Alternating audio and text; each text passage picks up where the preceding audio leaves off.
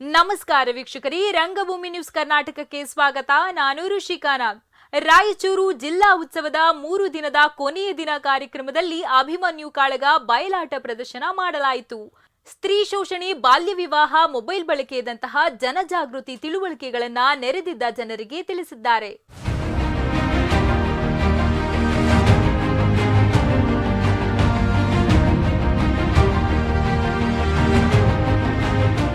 ರಂಗಭೂಮಿ ನ್ಯೂಸ್ ಕರ್ನಾಟಕ ದಿನಾಂಕ 7/2/2026 ರಾಯಚೂರು ಜಿಲ್ಲಾ ಉತ್ಸವದ 3 ದಿನದ ಕೊನೆಯ ದಿನ ಕಾರ್ಯಕ್ರಮದಲ್ಲಿ ಜಿಲ್ಲೆಯ ಡಿವೈಎಸ್ಪಿ ಶಾಂತವೀರರವರು ಬಯಲಾಟ ಮೇಲಿನ ಕಾಳಜಿ ಹಾಗೂ ಪ್ರೀತಿ ಗೌರವದೊಂದಿಗೆ ಅಭಿಮನ್ಯು ಕಾಳಗ ಬಯಲಾಟದಲ್ಲಿ ಬರುವ ಅಭಿಮನ್ಯುವಿನ ಪಾತ್ರಧಾರಿಯಾಗಿ ಕುಣಿತ ಮತ್ತು ಬಯಲಾಟದ ಸಂಭಾಷಣೆ ಮೂಲಕ ಪ್ರಸ್ತುತಪಡಿಸಿ ಜನಜಾಗೃತಿ ಉತ್ಸವಕ್ಕೆ ನೆರೆದಿದ್ದ ಅಂದಾಜು 3 ಲಕ್ಷ ಜನರಿಗೆ ಮೊಬೈಲ್ ಬಳಕೆ, ಸ್ತ್ರೀ ಶೋಷಣೆ, ಬಾಲ್ಯ ವಿವಾಹದಂತಹ ಜನಜಾಗೃತಿ ತಿಳುವಳಿಕೆಯನ್ನ ನೆರೆದ ಜನರಿಗೆ ತಿಳಿಸಿ ಹಾಗೂ ಬಯಲಾಟ ಪ್ರದರ್ಶನ ರಾಜ್ಯ ಹಾಗೂ ರಾಷ್ಟ್ರ ಮಟ್ಟದಲ್ಲಿ ಪ್ರದರ್ಶನಗೊಳ್ಳಲು ಅಗತ್ಯ ಪ್ರೋತ್ಸಾಹಿಸುವುದಾಗಿ ತಿಳಿಸಿ, ಮುಂದಿನ ದಿನಗಳಲ್ಲಿ ನಮ್ಮ ಸಿಬ್ಬಂದಿಯಿಂದ ಜನಪದ ಕಲೆಯಾದ ಬಯಲಾಟವನ್ನು ಸಿಬ್ಬಂದಿಯಿಂದಲೇ ತರಬೇತಿಗೊಳಿಸಿ ಪ್ರದರ್ಶಿಸುವ ವ್ಯವಸ್ಥೆ ಮಾಡುವೆ ಎಂದರು.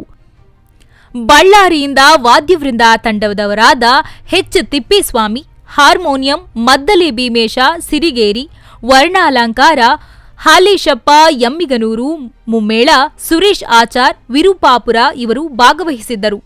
ಕಲಾವಿದರಿಗೆ ಅಪ್ಪುಗೆಯ ಗೌರವದೊಂದಿಗೆ ಸತ್ಕರಿಸಿ ಕಳುಹಿಸಿಕೊಟ್ಟರು ಎಂದು ವಿಶ್ವನಾಥ್ ಸಾಹುಕಾರ ತಿಳಿಸಿದರು.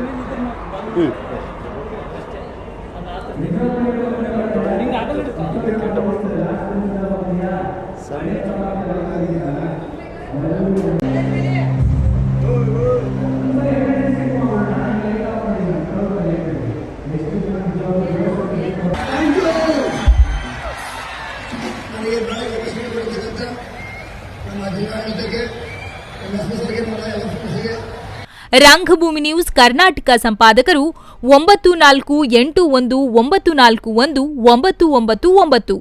ಇದಾಗಿತ್ತು ಈ ಕ್ಷಣದ ರಂಗಭೂಮಿ ನ್ಯೂಸ್ ಕರ್ನಾಟಕ. ನಮಸ್ಕಾರ.